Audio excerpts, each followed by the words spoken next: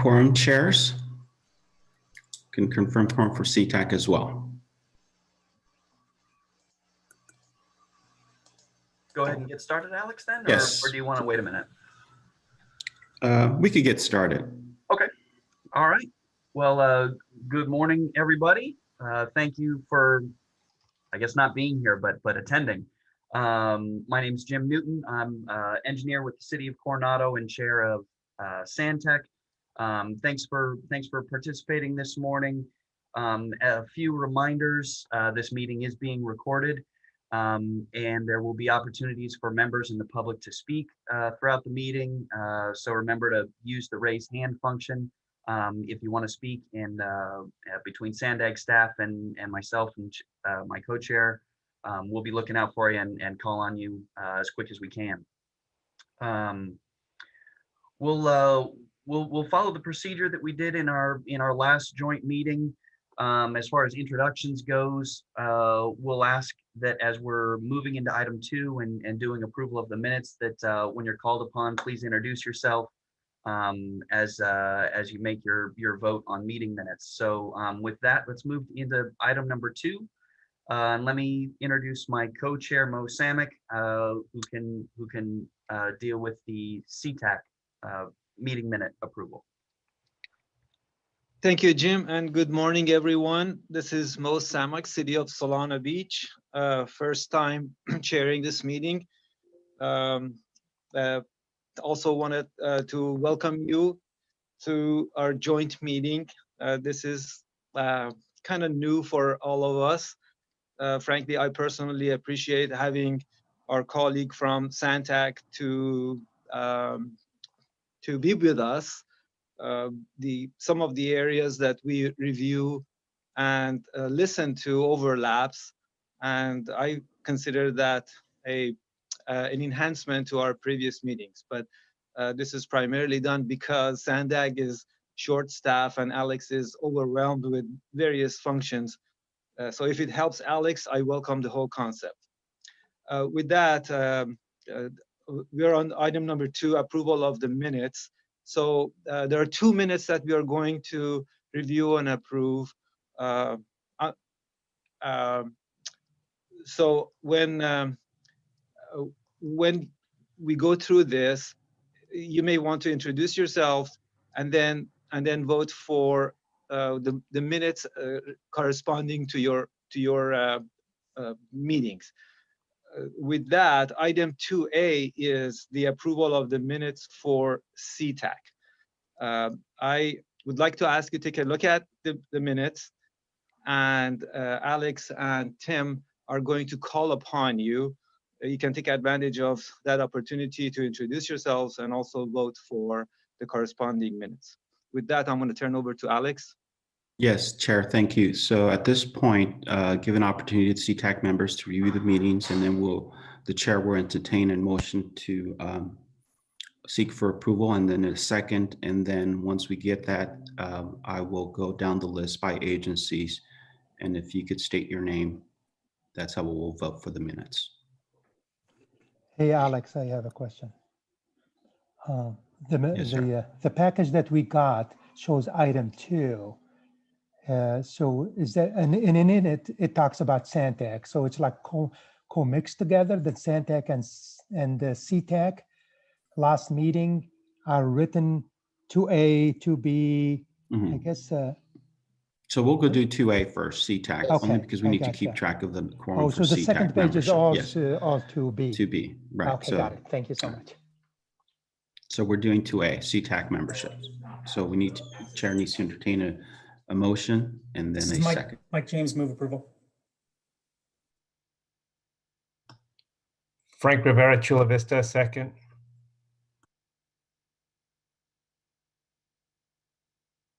Thank you, and I will go down the list by agency and alphabetical. Alex, before you do, this is Ed Dean. The only thing missing on item 2A for the C-Tac meeting in November, it has the City of San Marcos, but it doesn't have my name attached. We'll make that correction. Okay. So I'll amend my motion as Ed commented. And I accept amendment, Rivera, Chula Vista. Thank you. City of Carlsbad.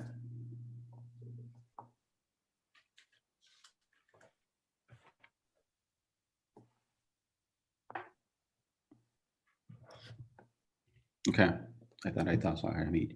Chula, City of Chula Vista, Frank. Yes, approve. City of Coronado. I didn't think I see City of Coronado, or did I? Ed Walton's here. I was not at the meeting, but Jim Newton is also in attendance and he could improve. I'd approve.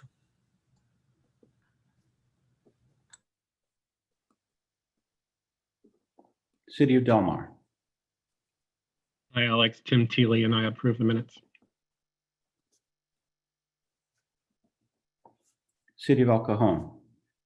Good morning, Mario Sanchez. Yes, I approve.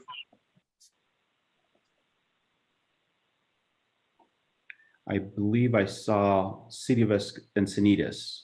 Ed? Yeah, Ed Wimmer, I approve. Thank you. City of Escondido. Yes, good morning. Julie Procopio. I vote aye. Good morning, Julie. City of Imperial Beach. Good morning. This is Juan Larios, and I abstain. City of La Mesa. Phil Kern, City of La Mesa. I vote in favor of approving the minutes. I didn't see anybody from City of Lemon Grove, but if there is somebody, please speak up. Hey, Alex, it's me, Mike James. I approve. Oh, hi, Mike. Yes, sorry, Hi. you in the camera. That's okay. You approved, correct?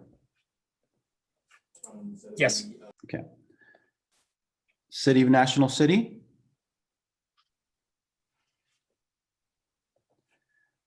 City of Oceanside?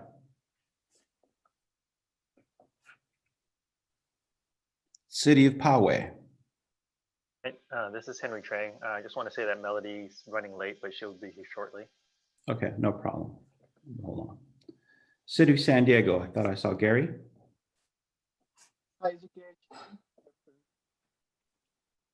Got you, Gary. Did you approve, please? Can you confirm? Yes, I approve.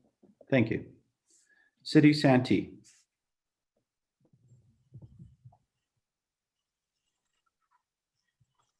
Thought I saw Minji.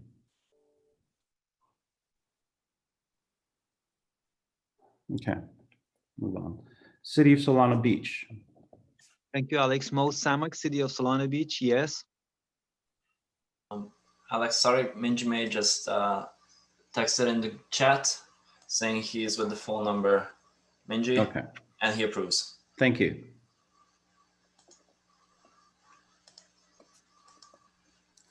I didn't see anybody from City of Vista. Do you have anybody from City of Vista?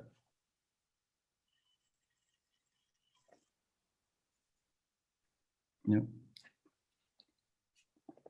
City of San Marcos. Ed? This is Ed Dean, and I approve the minutes. Approve of the minutes. Thank you. The County San Diego. Oregon County of San Diego, approve. Hello, can you hear me? This is Sam Hassan in City Vista. I have been here actually. Oh, thank you, Sam. Do you approve? Yes. Thank you. MTS? NCTD?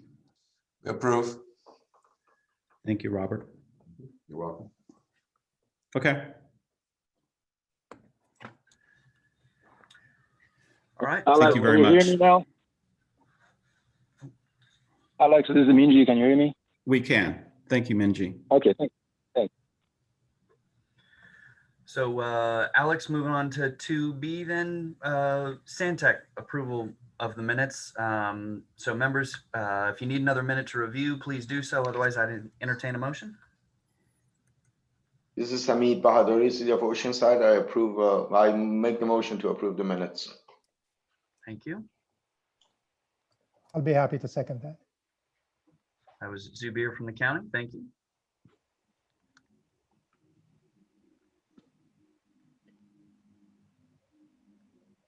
We're going to do this again. City of Carlsbad.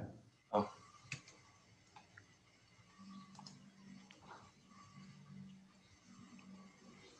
No Santec members from City of Carlsbad? Okay. City of Chula Vista. Morning, Paul Oberbauer, City of Chula Vista, abstain. Thank you, Paul. City of Coronado. Jim Newton, I approve. City of Del Mar.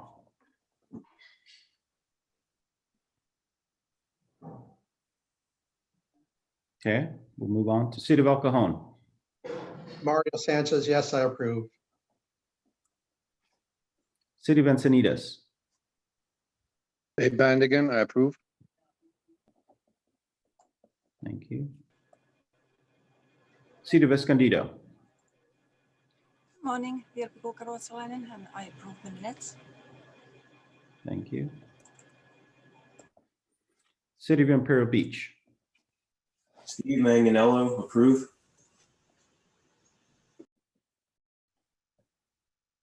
City of La Mesa. Mike Kennard, I approve the minutes. Thank you. City of Lemon Grove. Mike James, approve. Thank you. National City.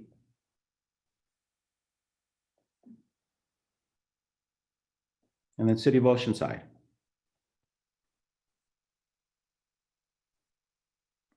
I made the motion, so I assume I approve. Thank you. Okay, thanks. Just have to put it on record on me. Thank you.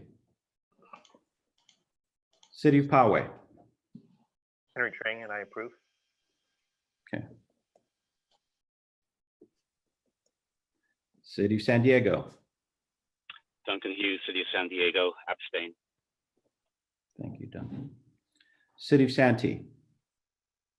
Minji May, City of Santee, approve. City of Solana Beach. Jim Greenstein, City of Solana Beach, I approve. Thank you, Jim. City of Vista. Approve, Sam Hassanen. Thank you, Sam. City of San Marcos.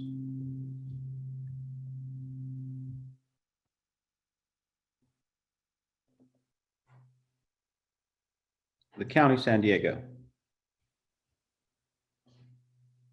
To be here, and I approve.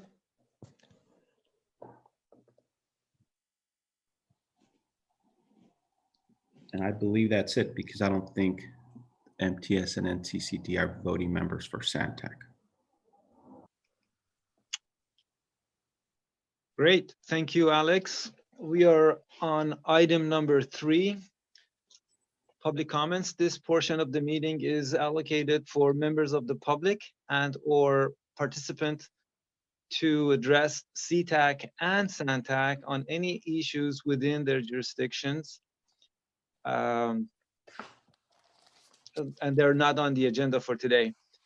So, Alex, is there any members of the public that wants to speak? And if so, please explain the procedures for them as well as far as the timing. Thank you. Yes, we have one announcement from Ralph Boaz, and then there's 3 announcements from Sandag related elements.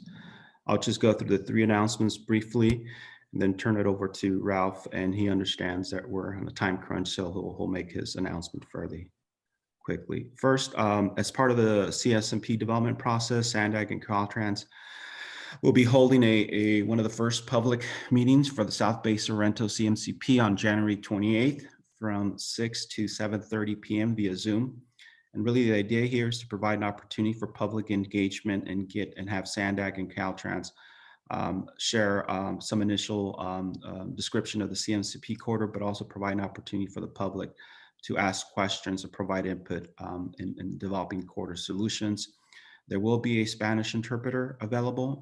Anyway, what we'll do after this meeting, we'll follow up with the more details of this workshop, including the flower that was developed. So if you could just send that over to your communities, at least within South Bays, to let them make the community aware of this workshop. Second, As part of our digital device strategy that we are developing, we're asking for your help. We are going through a discovery effort. We're trying to capture any data, whether it's GIS files or Excel files, on public or private information that you might have on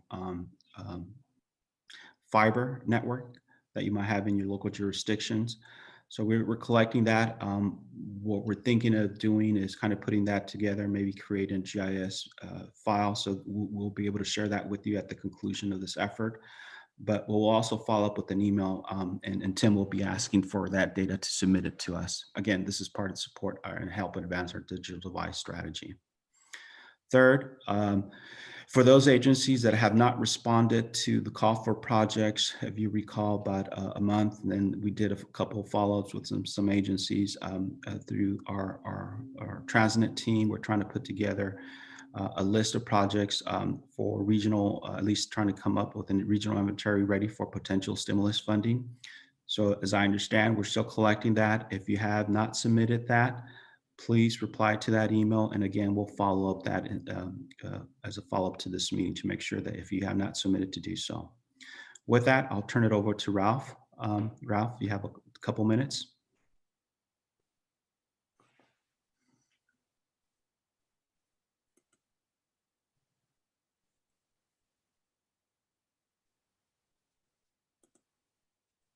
Hey, Ralph, you're on mute. I apologize. Thank you, Zobir. I'm Ralph Boaz, and most of you know that I work on ITS standards for our industry, and wanted you to know that the standards community, as well as all the committees that are supporting that, have been very busy during 2020. In two standards that pertain to the city here, or to the region, would be that the ATC 5201 version 06A was approved. That applies to all ATC controllers, including 2070s that want to adhere to the ATC standard. ATC 5401 standard is the application programming interface standard that was approved, and it is that allows multiple applications to run on a single controller. There's been some new projects started. They're exciting. There's a connected intersections implementation guide, because all the different SPAT challenges and pilots and stuff, they did different things. And what this does is it defines the key capabilities and interfaces so that we can have connected signalized intersections across jurisdictions and regions and such.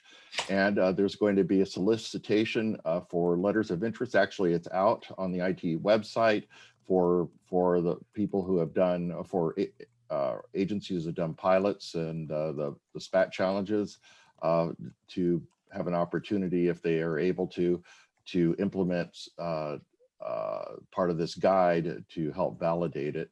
And so that will take place during April through June. The letter of interest needs to come in by February 5th. And if you just Google ITE space connected, you will get to the project website.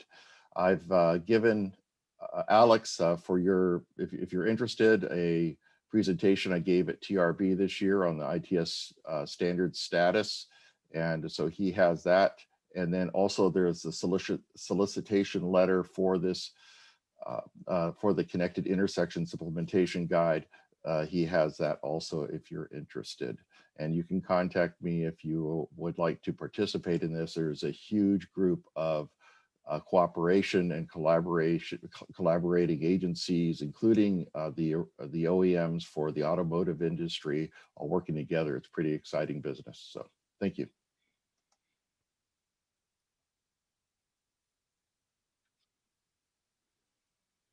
Okay.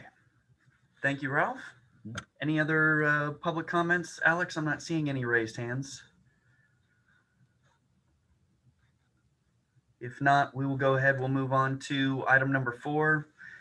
This is nomination and election of C-Tac chair and vice chair. Historically, the person acting as vice chair has always moved up to the chair. So if I could, I'd like to start with that and perhaps just get confirmation, perhaps through, if there's no objection, that our current chair, Minji May, move into chair for C-Tac for the coming year. Any discussion or objection to that? All right, seeing none, congratulations, Minji. And so let's move on to vice chair. Anybody would like to make a nomination regarding vice chair? Not seeing anybody jump out. I might, if I could be so bold, I myself, we've had some membership turnover in the last year. We've had some fresh members, and I've appreciated hearing some of their perspectives on some of our more recent conversations. So if I could, I'd like to nominate Encinitas, Abe Bandigan, if he would be willing to do vice chair. Sure, Jim. Thank you. Thank you for the nomination. Yeah, I'll be happy to. I appreciate it, Abe. Thank you. Any discussion or a second on that? Duncan Hughes, City of San Diego. I'd be more than happy to second that. Great. Thank you, Duncan. And sorry, Zubir, I just saw your hand go up. I don't know if you were seconding or had a comment or another No, I was nomination. in favor. I was in favor for Abe. Fantastic. Okay, we've got a nomination, a second. Alex, do we do formal vote on this? I forget procedure on this. Or is the nomination and second suffice? I mean, it's if there's an overwhelming support for Abe's, then unless you want to go down the list. No. Let's try and save some time. Let me ask. Yes. Yeah. Is anybody else eager to throw their name in the hat for vice chair? Going once, going twice. Gone. All right. Congratulations, Abe. Thank you very much. Chair, can you just make the motion of the whole elections in terms of confirming the chair and then vice chair election? Okay, so Capture. I move approval of confirmation of Chair Minji May and Vice Chair Abe Bandy. I second that again, Duncan Hughes, City of San Diego. Yes. And vice chair, second by City of San Diego, and overwhelming support for Abe Mandigan. Thank you. Great, thank you. Mr. Chair. Yes. I believe the Ryan from the city of Del Mar is here, but when Alex called for the approval of the minute, I didn't hear anything from him. But I see him on the list, Ryan Zeller. So. Yes, I'm here. I just realized I have a redundant mute system, one on my microphone and one on my computer. So I did speak up and I thought you heard me, but I abstained from that vote. Thank you. Thank you, Ryan. Take note of that. Thank you.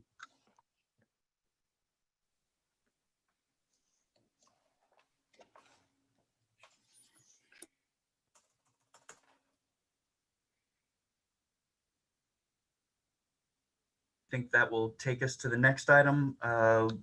Mo?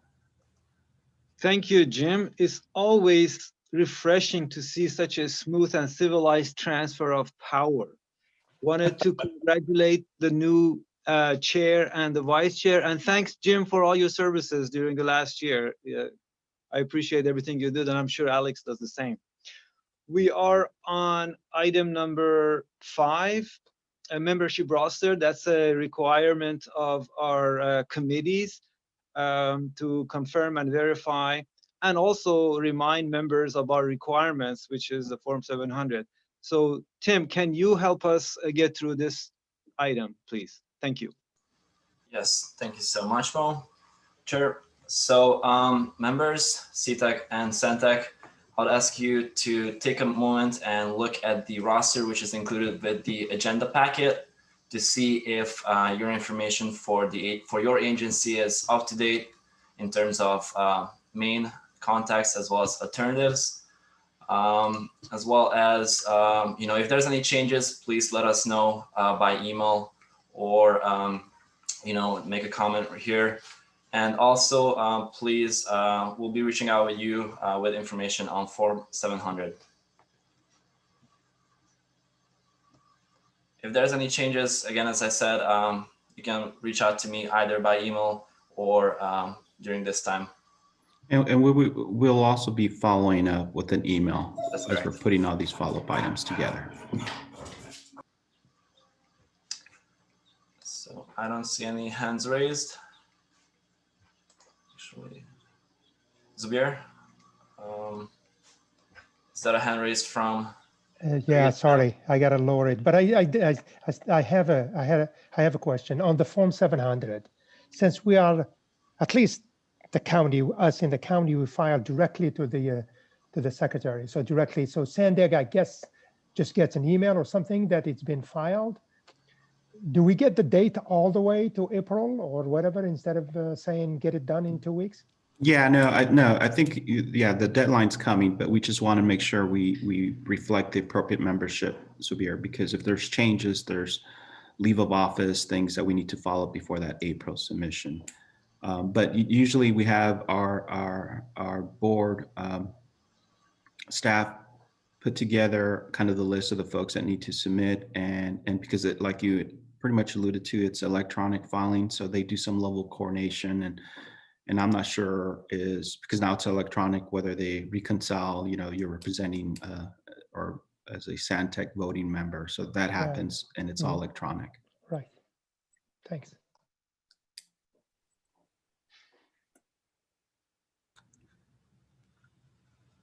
Chair. Okay, all right. Thank you, everybody. That brings us to item number 6, Caltrans updates and announcements. I believe I saw Brian Ott on the screen. I think, Brian, are you making the Caltrans update today? Yes, I am. Can everybody hear me? Yes, thank you. Super. So as Jim introduced me, my name is Brian Ott.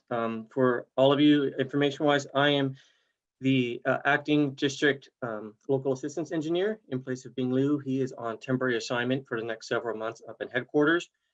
So while he's on that temporary assignment, please send any inquiries to local assistance to myself, and I will help you get your questions answered the best I can.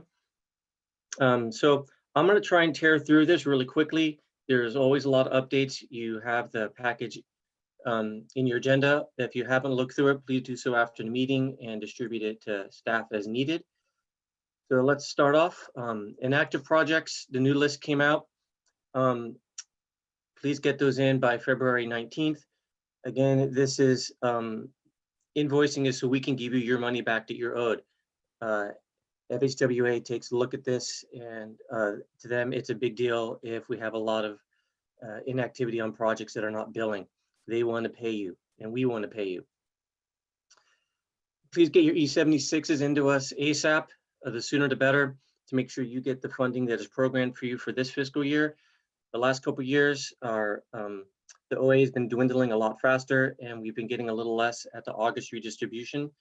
So again, the sooner you get those in, the sooner you can guarantee you get your project authorized with the funds that have been set aside for you, and make sure those are programmed in this federal fiscal year so we don't have any issues coming up. There is the new federal land access program. The call for projects is open, and that's those are due on May 27th, 2021. There's a link in your notes that will explain to you more about what this is all about. And we've updated our local assistance procedure manual and our local assistance program guidelines. Please take a look at those to note the changes. We've got the new invoice form, 5A. That gets updated. Just as an FYI, all our forms get updated periodically. We in local assistance do not get told, they just get updated. So it's always good for your staff when you need to get a form to go to our website and download the form there so you have the most recent form. I really hate having to reject a form because it's an older version, because that means you need to redo all the work you just did. But unfortunately, if I don't reject it, headquarters is going to reject it. So make sure you're always using the most current forms. Moving on. Please note the DBE supplemental guidance extension to June 30th, 2021. Again, see the link. There, please note the PE at risk, the Office Bulletin 20-03 that came out. Please note the preparation schedule for this ETC meeting. For a lot of you, this is going to be your ATP projects. Note that the submittal for the March 24th, 25th meeting is due next Monday, January 25th. So if you have allocation requests, time extensions, those are due next Monday to the district. Please get those in. As far as local roadway safety plan, this is a relatively newer requirement, and some of you already have these in place. Some of you do not. Those that do not, please make sure you click the link and learn more about this. This is a continuing call for projects. There is no expiration date, but note that for HSIP Cycle 11, which will be announced around April 2022, you will be required to have this plan already on file and approved in order to submit your HSIP applications for Cycle 11. For lapsing funds, if you recall, the cooperative work agreements were due last Friday, the 15th, so hopefully you've already submitted those. If there's any questions, someone from Caltrans will be in touch. But please note your when your funds are lapsing, especially your PED dates.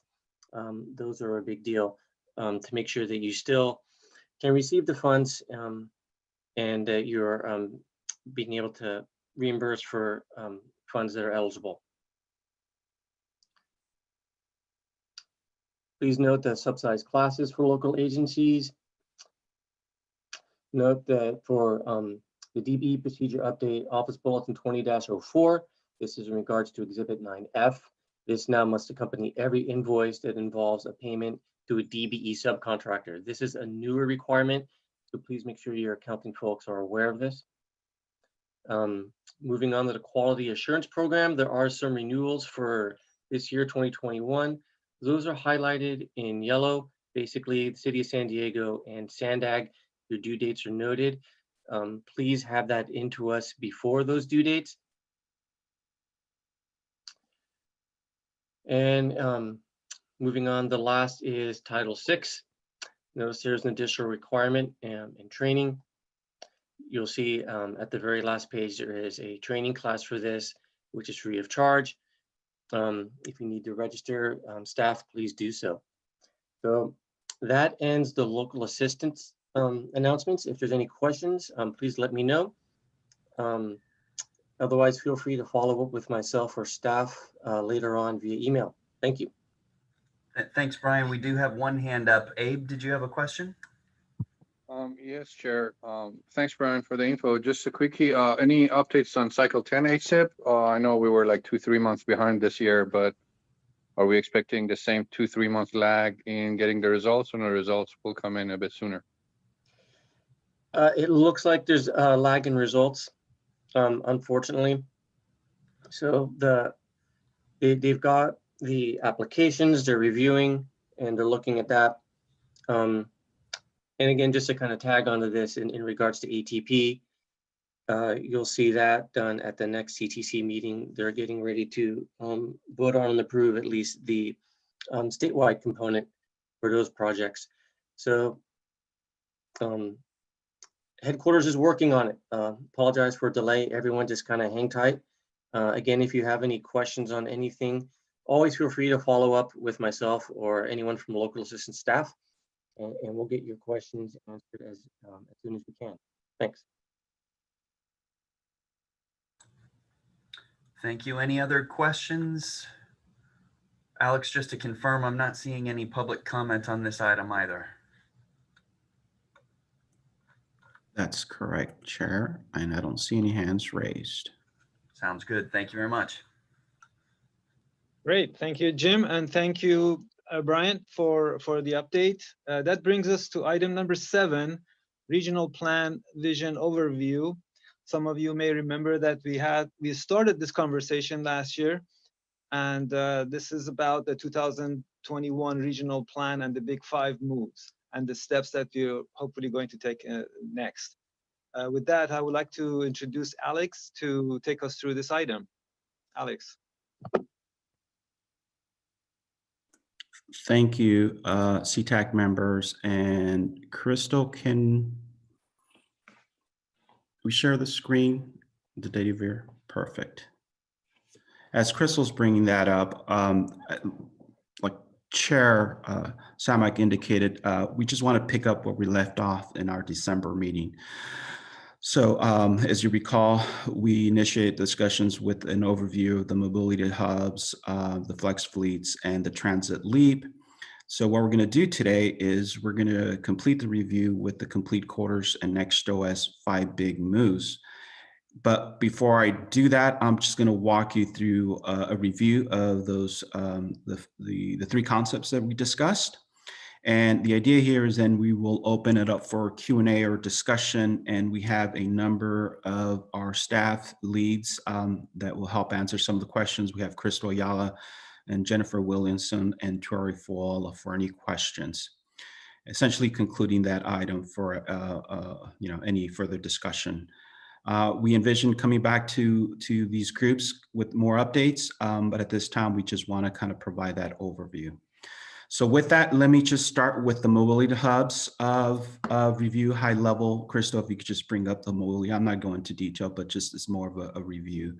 As you recall, when staff came in, they presented these mobility hub concepts. And really the idea here is that we see these as places of connectivity where different travel options will be provided, ranging from walking all the way to shared mobility choices where they'll come together. The idea here is that these mobility hubs will provide an integrated suite of mobility services, amenities, and supporting technologies to better connect high frequency transit to individual origins and destinations. And for example, here, Crystal's just highlighting one, but the idea here is that we have a range of mobility hubs noted in this map, but the idea here is we're presenting the coverage areas.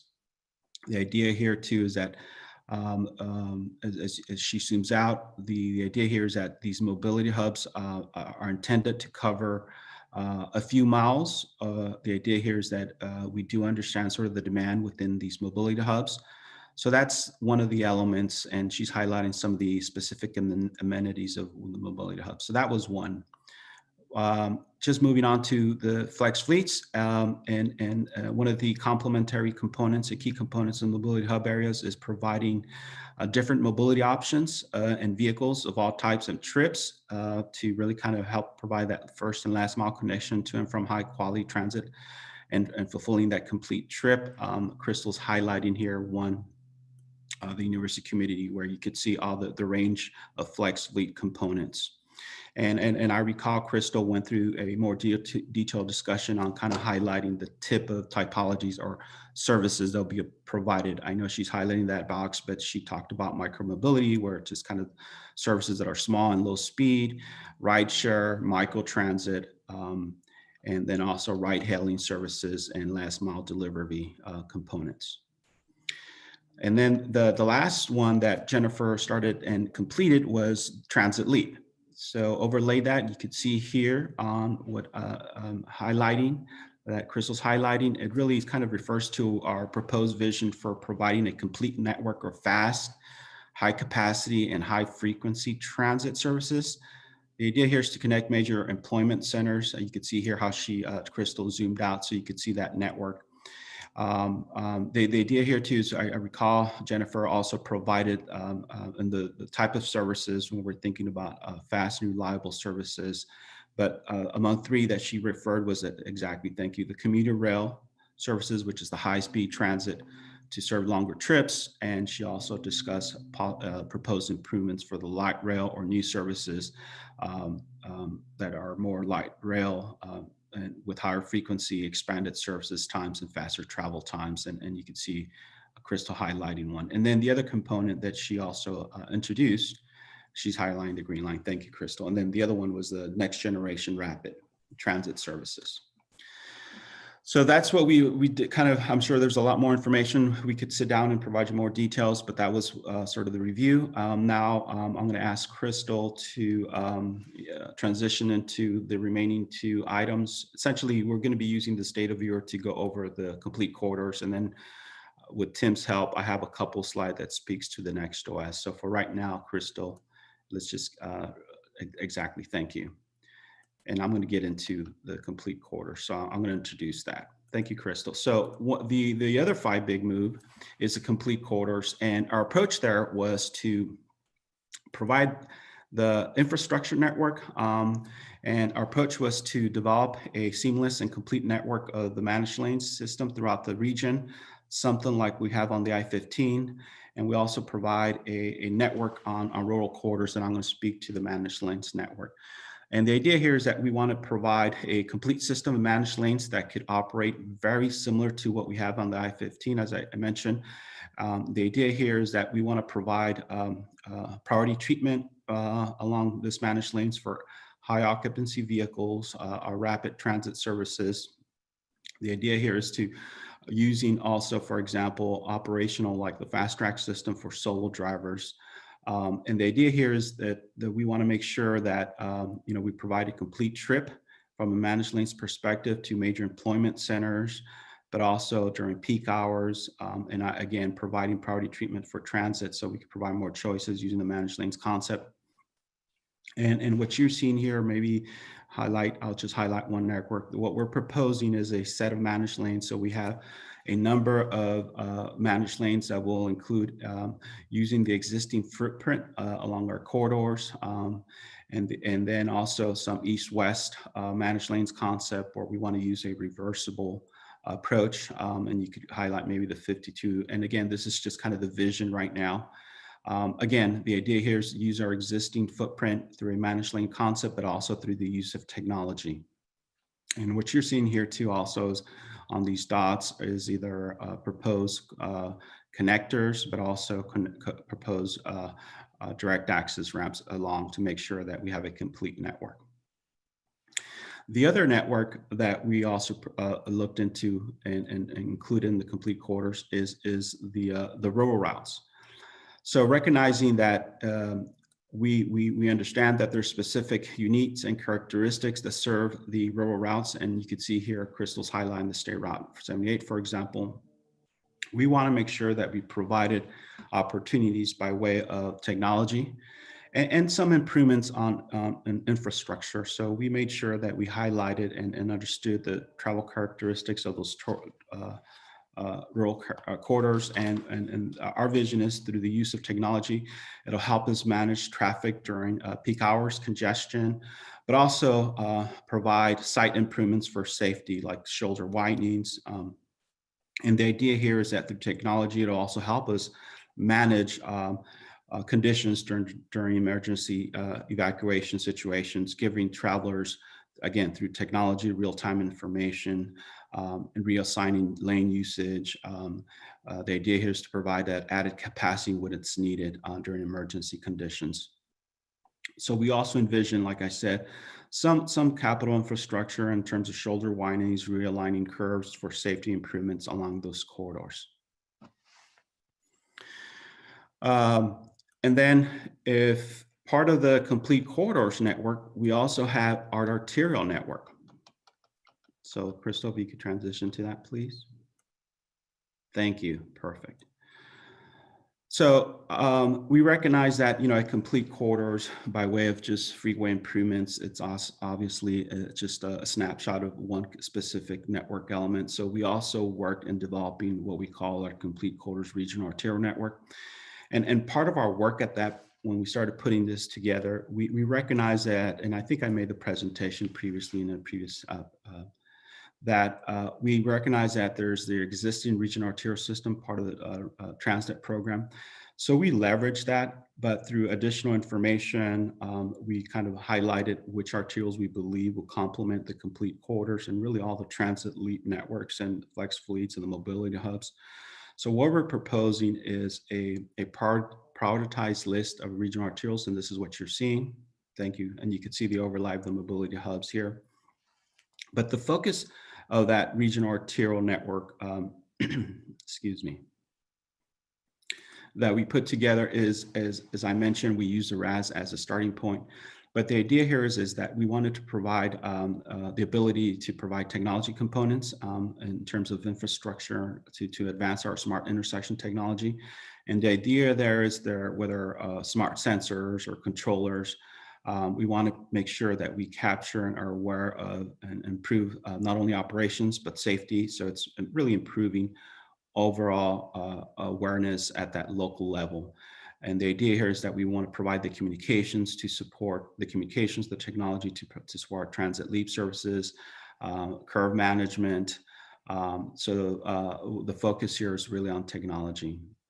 And as you know, is the idea is that we prepare ourselves to, once we have that more technology in terms of having more real-time information for both the roadways and the transit services, pedestrians and bikes, at that local arterial level, the idea is that we will be able to provide the tools to better operate our local roadways, but also for safety, and also prepare ourselves for maybe a connected vehicle environment. That's really it from the complete corridors, both the managed lane system, the rural roadways, the rural highways, excuse me, component, and then the regional arterial system. Now, I'm going to speak to the next OS that kind of brings everything together. Thank you, Crystal.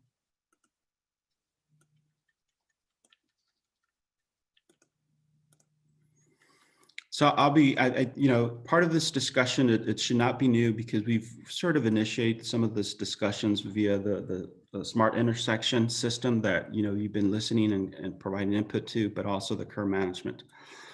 But, you know, the idea here is that the Smart Next OS is really kind of the brain of the entire transportation system, and really is that digital platform or that management platform that's going to help manage all our technologies behind the flex fleets, the mobility hubs, the complete corridors, the transit lead. So the idea here is that we recognize that we want to make sure that all these systems we provide the interfaces so we could actually manage our system holistically, and thus the Next OS really kind of help us provide that management or the larger brain component for bringing all the systems work together.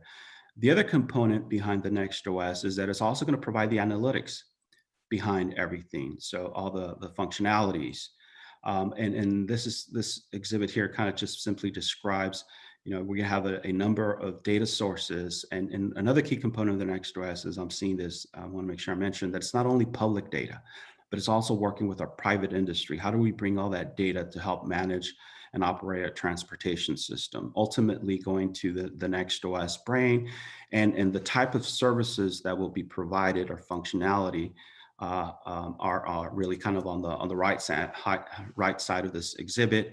But specifically, I indicated, you know, we have the data analytics, all the services that will be provided, where they're also either to the traveler, but also helpful to our operators and ultimately ourselves, the planners or engineers, to use this data to help and inform us in making our investments decision in the future. For example, right now, obviously, just an example of the ICM corridor. When we developed the ICM corridor, we did have a design the system to help us manage, you know, and coordinate our ramp meters with our signal systems. And the focus was really on that. But one of the things that the Next OS is going to bring, it's not only going to bring the public agency data, but it's also considering and trying to partner with private industry. And really the ICM was really focused on maybe that operator service profile folks. So it's really kind of for the use of the operators, Caltrans and City San Diego and Poway and Escondido. But the idea here is that we're going to expand that. And that's what the Next OS is going to bring forward. Next slide, please. And as we consider expanding, obviously we need to have somewhat of a roadmap. Obviously, you know, this is a very complex system or approach, but the idea here is that we believe we have the experience. And so we introduce what we believe are next use cases or immediate near term. And what you're highlighting here is those next use cases and include the smart infrastructure, the smart corridors and smart mobility and smart border system. Smart infrastructure, which really relates to that smart intersection concept operations report that you've been presented with. the smart corridor, is really advancing the functionalities of the ICM and bringing that together. But that includes in the interface of the smart infrastructure components to that module as well. And then we have the smart mobility, everything that you heard from flex fleets to curve management, ConOps that you'll be hearing about, which you already heard. And all these elements that we need to consider and help advance some of the 5 big moves. And then finally on smart borders, obviously, if you're not aware, one of our regional project priorities includes the advancement and development and construction of a new port of entry. And the idea here is that NextOS is a key component to that because there is a regional border management system that's being developed. In fact, we were recently awarded and successful partnering with some of the agencies and Caltrans, and we were awarded just about 9.2 million from the AT-CMTD grant, FHW grant, and is going to give us the platform to complete that regional border management system and consider also some implementation up to 30 intersections, smart intersections, and also implementation of some mobility hub technology amenities. There's a lot more that I could share on that, but what I could do, maybe I'll have more focused discussion on that grant award at a future meeting. Just for purposes of time. But anyway, that's really what the NextOS, and that's really what all the 5 big moves are in terms of just a high level overview. And with that, I'll open it to the team. Crystal, Jennifer, Tori, or if I missed anything before we open it for any questions or discussions. Thank you.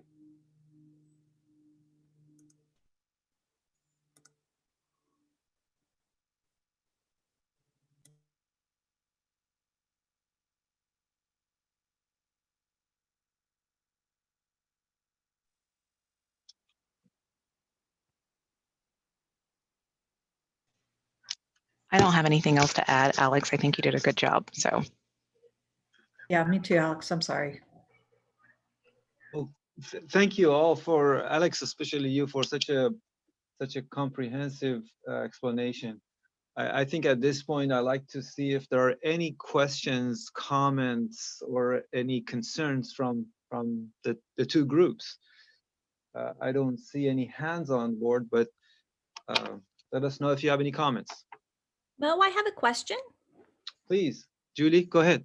Yeah, so it's kind of a 2-part question. One is, what's the plan moving forward for adoption of the RTP? And then also, I'd like to understand if we've gotten to the point where we're starting to look at the costs and the benefits associated with the projects that are being proposed that would help us get to kind of that constrained version of the RTP that generally it gets considered by the committees.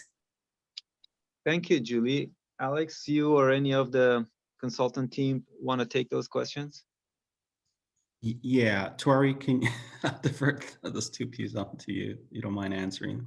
yeah, no, that's fine. Thanks for the question. So the plan right now, the plan will go to our board in May, late May likely, to ask them for the release of the draft, and then the actual approval and adoption of the plan would be the end of this year. And then in terms of the cost and the cost benefits, we have put forward, at least when we did the vision presentation last year in August, we put forward the cost. We're still refining those, and we hope to bring that forward to the board between now and sometime before we release or ask for the release of the draft. So I'd say in the next coming months, you can expect to see a refined version of the cost, as well as we're also planning to talk about how we're actually meeting some of the state and federal targets and what that network looks like in order to achieve that. So we have plans to bring some of that forward to the board actually in the next month. And that's when we're still working through, kind of dotting our I's, crossing our T's, and making sure that the information is ready to be shared. But you can look for more of that probably in the February timeframe. I wonder, would it be possible to kind of have a report on that information to us? I'm interested in understanding how your, what the costs are. I haven't seen that information. So maybe if it's available someplace, I'd be interested in It's not available right now. As I said, we're still working on pulling it all together so that we can make a presentation for our board. But once we have that information, we're certainly more than happy to share it. And we'll likely be posting, or much of it will be attached either to the board report or made available on our SD Forward website. But we're still working on pulling that information together. But as soon as it's available, we'll be more than happy to share it and make it publicly available to everyone. And then we'd also welcome coming back to talk through it in more detail if you'd like. Yeah, that would be great. I'm also interested in obviously the benefit side. So yeah, information available. I think it would be great for this committee to be able to kind of walk through, you know, how you've looked at the projects and yeah, and the benefit cost analysis that may come a bit later. Our team who's working on, we have a BCA tool that we use, and so that likely won't be ready in the February timeframe to share. That'll come a bit later because we need to do some of the revenue sides in order to do some of that. But certainly when that information is available, we'd happy to come back and tell it, but it'd probably be closer to the release of the draft rather than sooner for that particular one. Okay, thank you. Mm-hmm. Thank you, Tor. Any other questions or comments? Hi, Alex. This is Raj, Caltrans. Just wanted to see that Tuesday you had a good presentation that you had in our super staff. I just wanted to ask you, and I think I asked you in an email about the 30 smart intersections and the scope of it. Maybe we should have meetings and I think you kind of alluded to it. You're going to have a meeting future and talk a little bit more about it.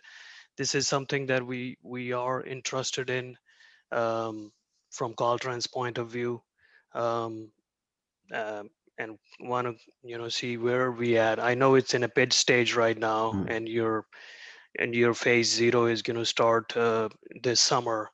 But I think earlier, if we have these discussion, better for us to plan as well.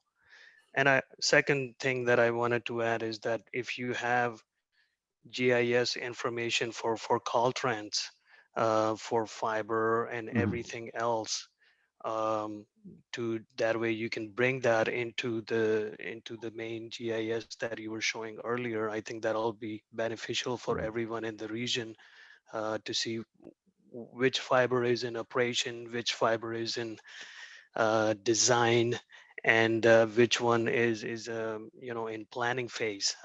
Those are the things that could be helpful. Yeah, no problem. Just for the larger working group members, Raj was referring to the reference of 30 intersections or 33 intersections for the ATC MTD grant. And what I mentioned to Raj, we're still trying to negotiate or get into agreement with the FHWA, but we identified some initial intersections, but at a very high level to come up with some cost estimates.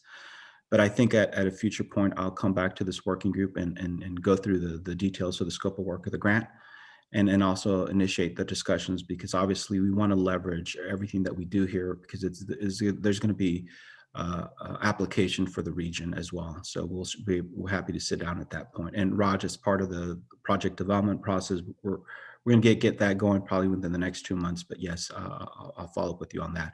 And on the fiber, we are, as I indicated earlier, any information or data or files you guys could share, that'd be great. And we will be putting something like that we could share ultimately with all of you guys. And Raj, we have already reached out to Sam and Lima, part of your TMS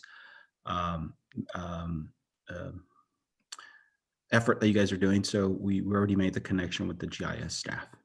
That's good, Alex. Appreciate it. Sam is actually might be moving to a different position, so I'm taking over for Sam. So anything that we can help you with, that'll be good. Please don't hesitate to. It'll be good to show all that on your master GIS layer. Perfect.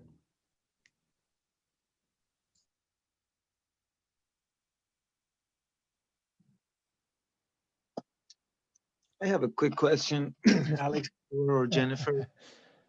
When we were talking about the mobility hubs, I think I could understand why those locations were selected.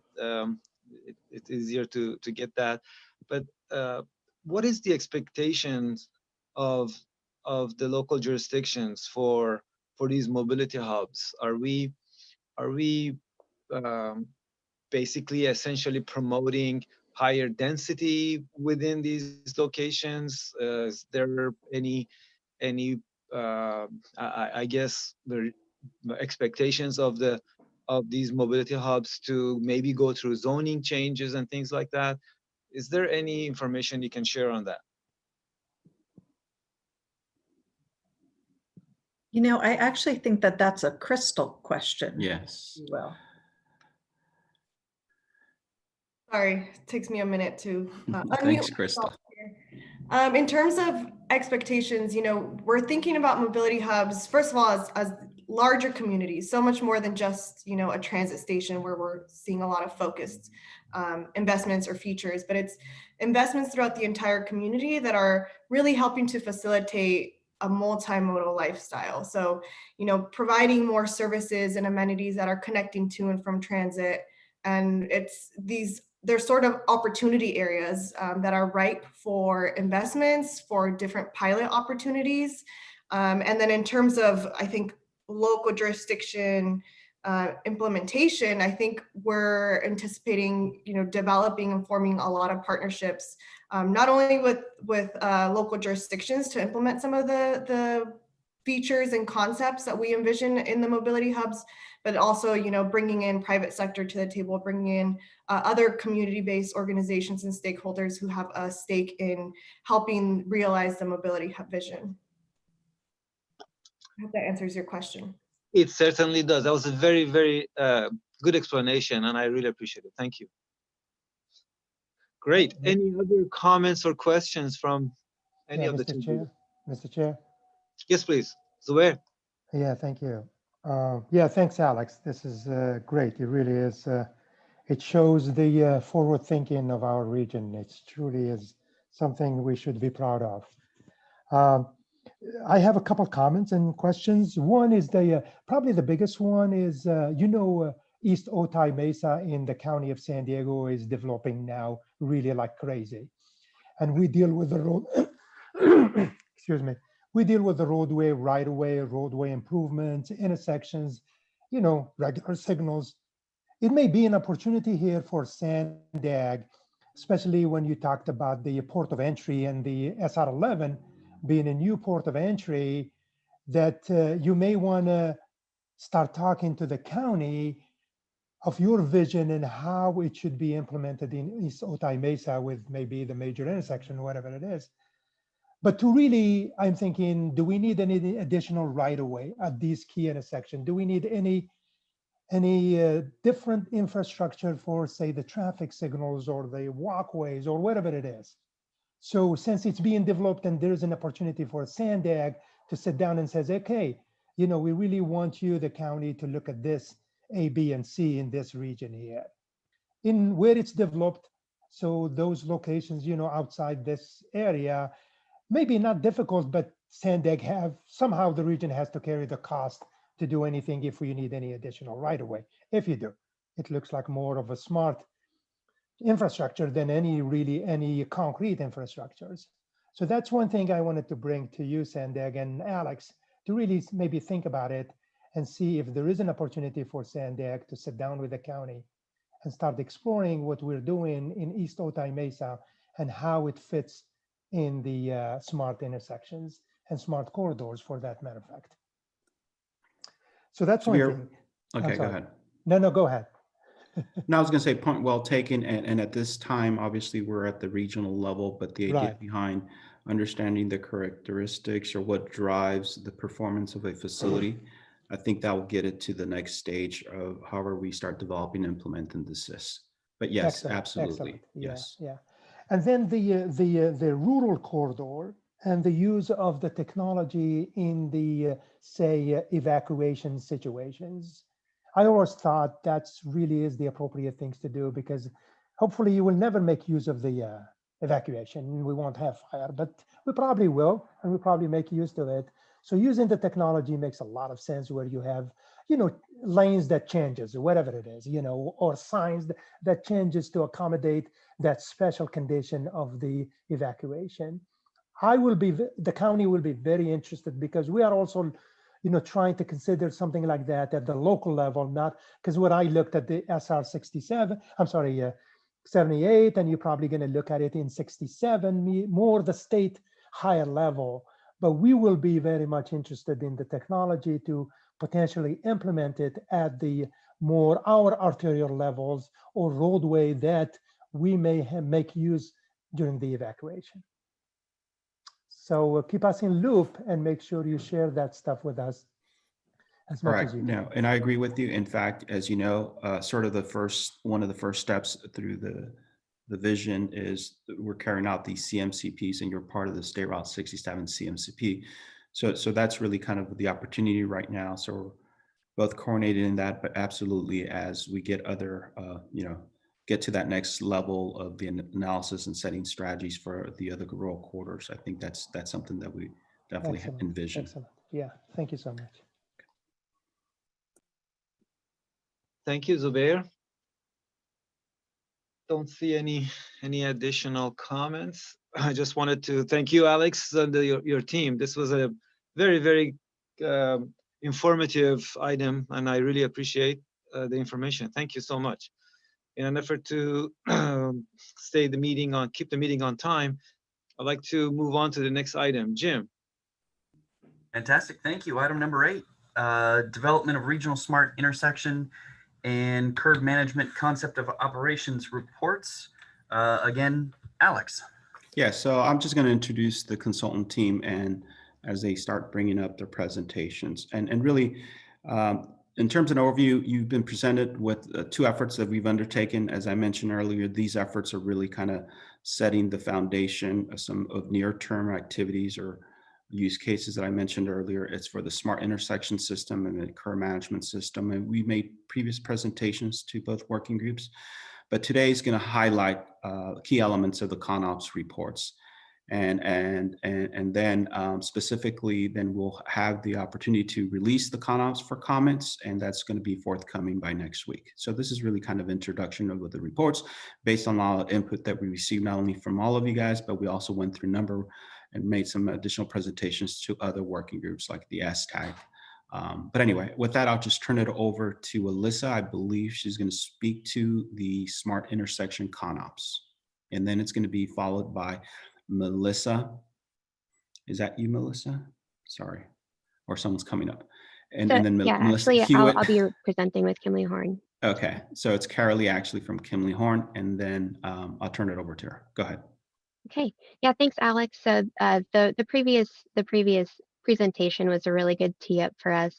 Like you mentioned, we've been working on 2 concepts of operations for the regional TISMO plan, and it is all in support of the 5 big moves and all of the goals that go along with that in the RTP. So we just wanted to get a quick overview in front of all of you, because many of you have been involved in helping us establish the goals and the needs for the smart intersections, otherwise known as SIS, and also the curb access management for that concept of operation. So just wanted to give you a quick overview of what to keep an eye out for when you review these documents in the next couple weeks, and also introduce the operational scenarios. So just a really quick overview of smart intersections. There are many functionalities that are really helpful and can provide a lot of improvements in terms of efficiency, safety, and multimodal usage. So one of the first ones is assigning priority to users based on who is in the intersection, who's requesting priority at that time, be that low mobility pedestrians, bicyclists, transit, emergency vehicles. There are so many different permutations of this, and each intersection is different, each agency is different, each geographical setting is different, and the idea of this is that there will be a dynamic response to the users who are present and at the time. We also have green time extension. This is just an example of if there's a bicyclist that's in a dilemma zone, the system would be able to detect that they're in the dilemma zone. They need another second or 2 seconds to cross through safely and be able to provide that to them. And then also connecting connected vehicles and using their connected capacity for enhancing safety in intersections through things like blind spot warning and near miss conflict analysis. So we have 8 main goals that are all in support of the 5 big moves goals. Right at the top, we have safety and compliance across all different modes. So shifting the focus away from just vehicle traffic, but incorporating all the different modes and micromobilities and scooters and active transportation that is emerging more and more. Sustainability is a big one, and equity and accessibility to all users. And then the other 5 goals are really a little bit more specific in terms of the technology and how that's going to be implemented using active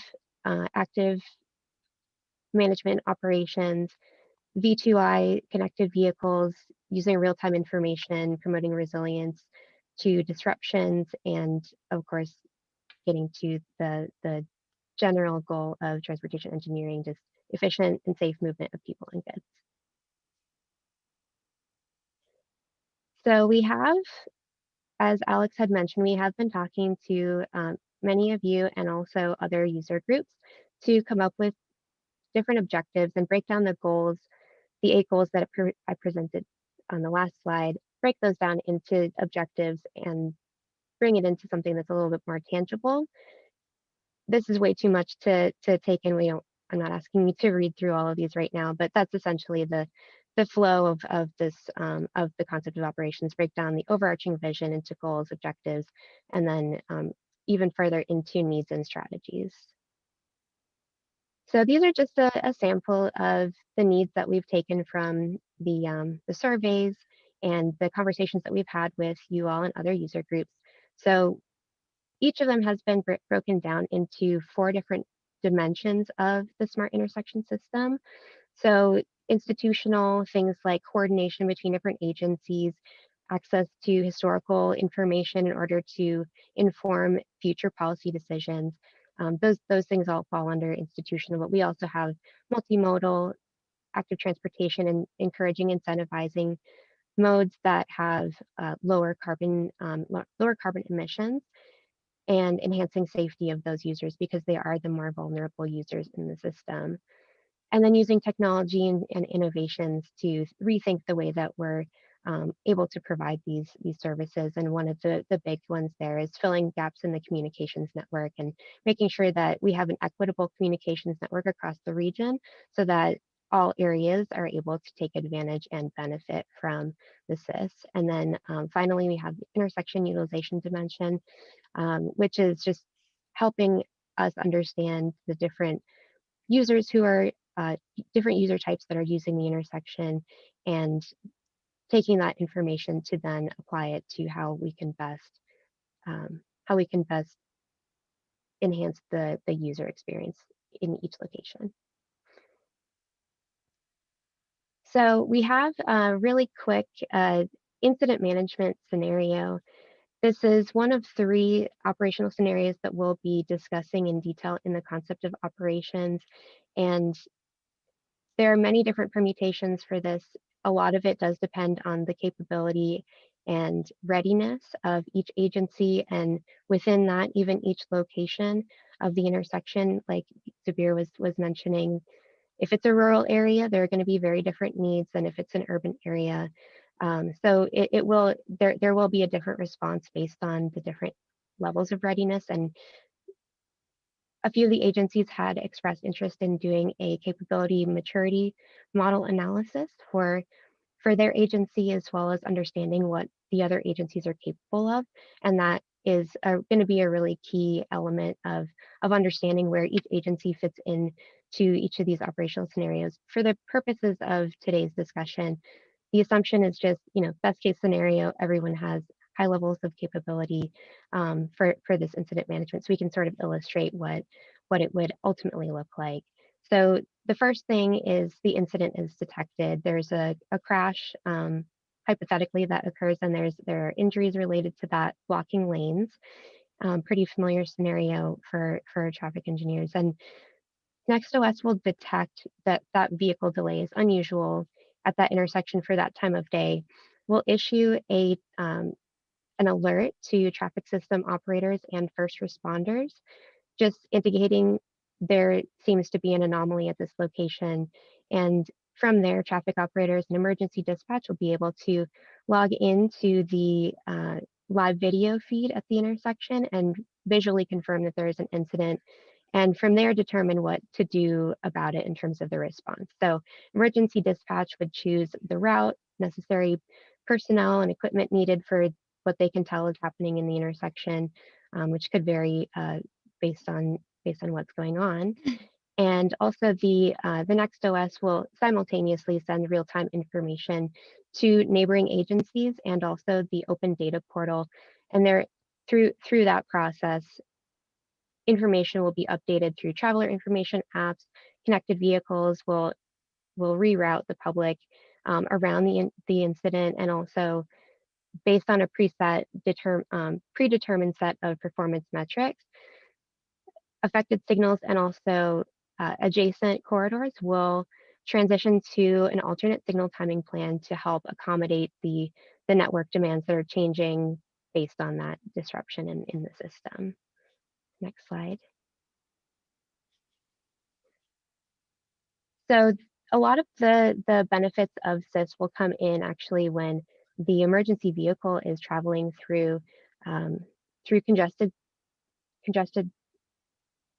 conditions in order to travel to the scene. And in many cases, they'll be traveling through different jurisdictions, crossing a border from Caltrans to city to back to another jurisdiction. And the goal is to have a seamless transition through each of these. And NextOS will be communicating the EVP calls to the different agencies to be able to kind of track where that emergency vehicle is going, being able to interrupt the signal cycle and then re-enter the signal cycle after the emergency vehicle has passed through that location in a way that is the least disruptive to the signal, especially in coordinated signal corridors. So additionally, there will be a blind spot warning system assisting the emergency vehicle drivers in navigating to the scene safely, sensing things like pedestrians and other vehicles that might be changing lanes to navigate there safely. And additionally, onboard mobile applications will have the ability to sense that there is an EVP call. And so even before the driver is able to see where the siren is coming from, they'll have a sense of where that emergency vehicle is going to, so that they know that they're going to need to clear the way for them. So then you move into the incident clearance scenario, which the people who are injured are treated and the scene is cleared. As conditions improve, signals return back to normal operations, and then finally, in the post-incident analysis, NextOS will be sending performance data such as response times, clearance times, overall delay of all user modes, and any secondary incidents that may have occurred. And planners will be able to use that information to implement and guide decisions for future response strategies in the future. So that's kind of an overview. We do have 2 additional operational scenarios that I'm not going to go into in detail today, but we obviously will have the normal operations, which just kind of goes through what the traditional information sharing process will look like.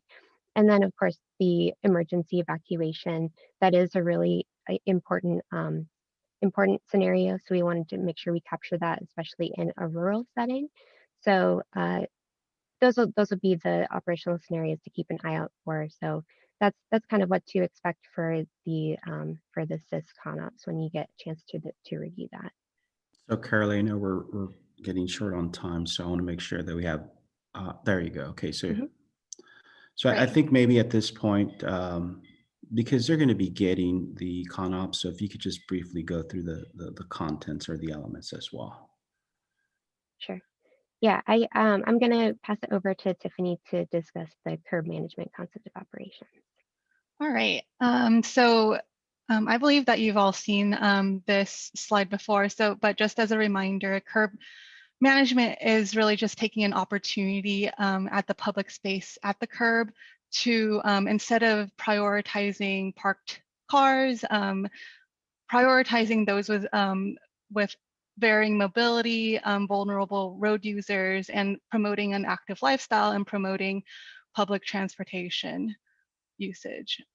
So just going over again the goals of curb management, I believe you've all seen this, and this will be in the document that you'll be reviewing, but our primary goal is to prioritize equity and accessibility across all land uses, and also support sustainability goals by elevating the transit and low emission modes at the curb lane. And just like in CIS, we've mapped the goals to objectives. So objectives are kind of just laying out the goals in greater detail. And also along with the objectives, we have needs. So actually in the ConOps documents that we'll be sending you, this is only a very small portion of the needs of curb management, especially since this is unlike the CIS, curb management will be pretty much a completely new system. It's a new way of looking at how you're going to be managing your curb assets. So there are a lot of needs within the institutional side. So for example, we want to identify opportunities to use economies of scale for purchasing and maintaining curbside technologies. So you know, some smaller agencies might not be able to get the best prices if they go at procurement alone, but if you know, some agencies band together and understand that everybody kind of wants a similar system. And also within the region, people are traveling between different jurisdictions without really thinking about it. So having kind of a very regional approach to curb management makes the most sense for both operators and for the people who are going to be using the curbs. And then other needs categories are with traveler information. So, you know, making it so that it's clear for everybody what can be done at the curb at what time, and having a consistent way of approaching that throughout the region. Technology and innovations, utilizing innovative technology so that you can make the curb more productive and be able to monitor what's going on at the curb at all times. Curb space allocation. So just instead of having cars parked there, what else can we do with the curb so that more people can access the storefronts and more people can be, you know, shopping and making purchases and making the economy move. And then there's the multimodal active transportation needs. So, you know, prioritizing transit corridors, making sure that transit has a lane. It doesn't necessarily have to be at the curb, but, you know, that would be an option. And then also data-driven decision making. So that's using what data that you're getting from the curb and making it standardized so that you can collect data and make decisions based on that. So in the way that we've approached the operational scenarios, we're doing. I'm sorry to interrupt. Sorry. Okay. I want to keep an eye on the clock. Can we wrap it up here shortly? I want to try and keep a couple of minutes for Q&A. Yes. Okay. So here is a user story. We're looking at a complete trip. I'm not going to go through all of these, but within the document, you'll find this graphic, but also what is going to happen in the back end. So what are all of the agencies doing? Where are the data flows, et cetera. And then there's also two additional operational scenarios that we're looking at: the university setting, and then also applying Next Gen Rapid to curb management. And that's it. Awesome. All righty. Thank you, Tiffany. Again, sorry for the interruption. Questions from the group? Yeah, Mr. Chair, I have a question. Sure. And Sabir, before, and I apologize, Oh, Mr. go Chair and ahead. Sabir, remember, you're going to get the cons of operations Right. mailed to you as a Yes, follow-up. Yes, that's excellent. Very quickly, Sabir. Yeah, very quickly. I just want to put a caution for the bus lane. Generally, it works on like state highway or freeways, but when you get it to the local, it becomes a little bit more trickier. So working on the infrastructure and the smart intersection where you move most of the traffic in a way that the buses are part of it, but it's moving, not being sitting there and delaying because of congestion or the signal is not well coordinated and all that stuff. So at the local level, you guys should be thinking more about that, how we make the flow more efficient through the arterials than just starting to say, no, this is a 2-lane, 1 lane goes to buses. So that's just my comments to you.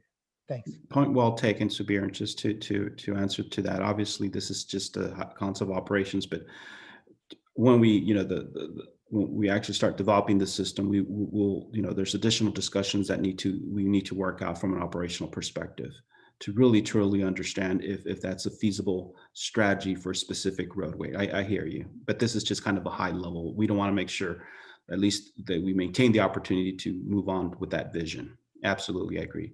Thank you. Hamid, real quick. One quick question.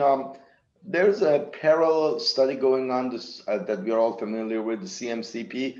I see some overlaps, not necessarily these two projects and these two studies have different focuses and they're looking at different things, but there are some overlaps. Are there coordinations between this project, the TSMO and the CMCP? Yeah, absolutely. I mean, in fact, a lot of the elements being discussed here are going to be foundational to all the CMCP because it's part of a strategy.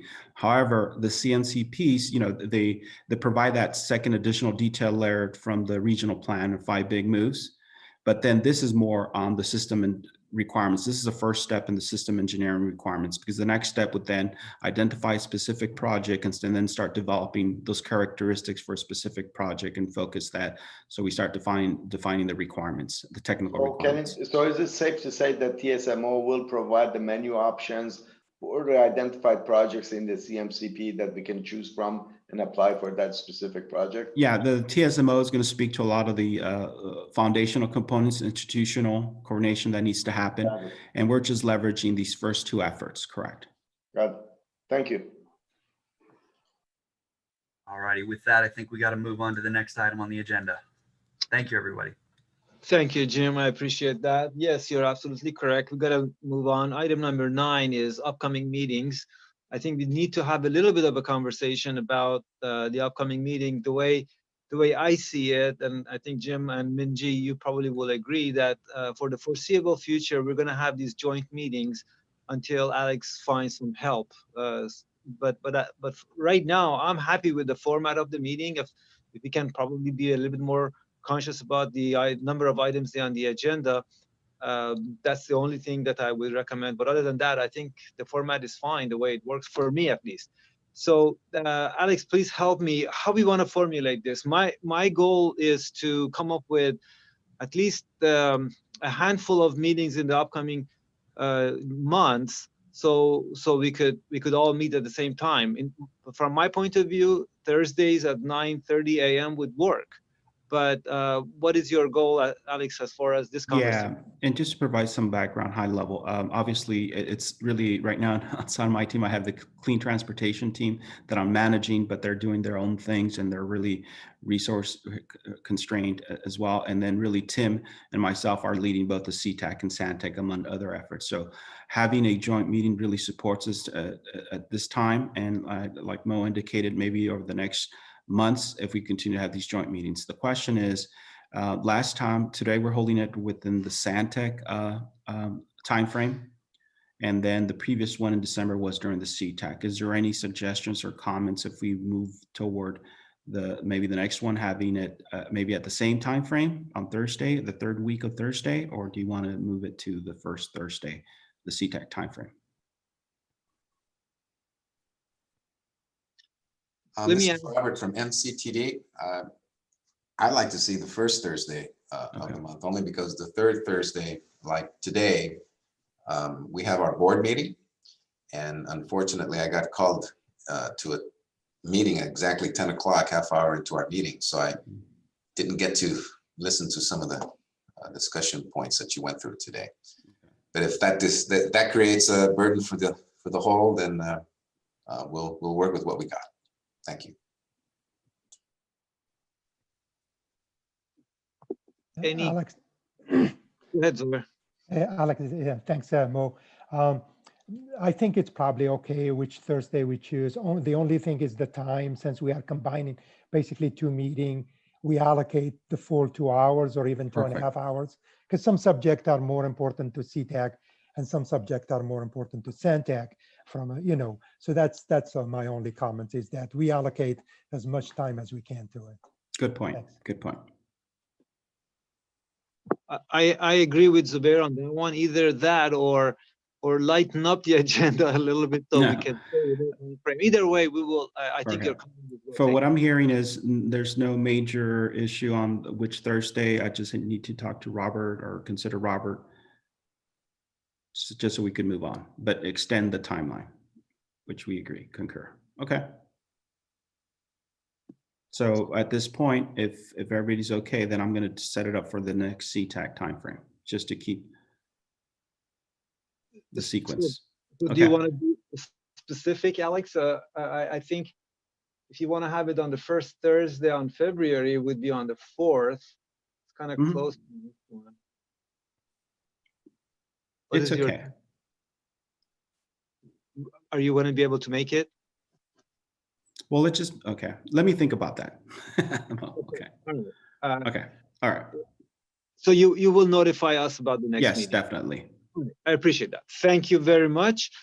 That is the end of our agenda items. Do we have time for member comments? Subir had a comment, and I apologize. And I think we need to kind of close it up within the next 2 minutes, Subir, so if you could do. Oh, okay. Well, maybe we'll have it in the next meeting or the following meeting. It just I just want to bring to the attention of the region traffic engineers that an NPO is out from the federal government regarding the MUTCD and the new what they call 2020 MUTCD that will be coming down to us in California, and then California has the 2 years to adopt, the national with the substantial compliance to it. But really what I wanted to bring to the members is if you have a chance to comment, you should do so as an agency, as an individual, a traffic engineer, as a C-Tac, whatever it is. I mean, it's a complete rewrite of the MUTCD. And the two big things that I thought I may want to bring to the members is the change in the way we do the always stop. And I'm probably more technical here. I'm talking more probably to the traffic engineer than the city engineers or the county engineers. But the how do we do always stop, and the speed? How do we set speed data? Even though the speed is probably going to be not controversial, but this Caltrans is going to look at it very closely and see, the California Traffic Control Device is going to look at it very closely. But my understanding is that California is also working on a very similar guidelines, but they always stop. For example, it's no longer that it is really a only data driven. You have to have a certain volumes, or you have to have a certain collisions. It's no longer that. It's basically based on 6 warrant, and each warrant is an optional to the local agency. And meaning, it really at the end of the day, what they are telling you, the roadway is not just for the road users, the car users, but it's really is an integral part of the community. So you have to listen to the community, how your community is built, to really make a decision on an always stop, which is always controversial. The speed is the same thing. Just for your information, basically the 85th, the only 3 type of roadway, they will be required to follow the 85th percentile. It's either a freeway, expressway, or a rural roadway. So you probably have to figure out the definition of road. Any other roadway have like 5 or 6, I can't remember, 5 or 6 equal weighted requirement, meaning you collect the speed data. And if you have a community that have a lot of driveways, that just as equal as the speed. So you can't say anymore that for a local roadway, the 85th is 47, therefore I have to go 45. No, you can coordinate, look at those 5 elements and maybe end up with 30 miles per hour. I mean, I don't know. Just the way you read it, it really is the local agency have a lot of leeways. So traffic engineer, get ready to really start thinking and start defending technically of what you are going asked to do. And so maybe every agency now start thinking about how do we do it here in our city?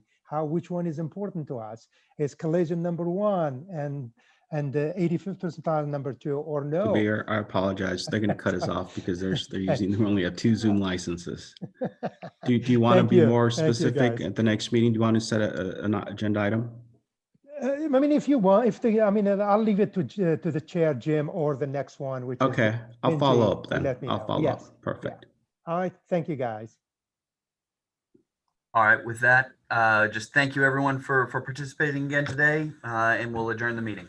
And Happy New Year to everyone. All right. Thank you, Jim. Thank you. Thank you. Bye-bye, everyone. Bye-bye.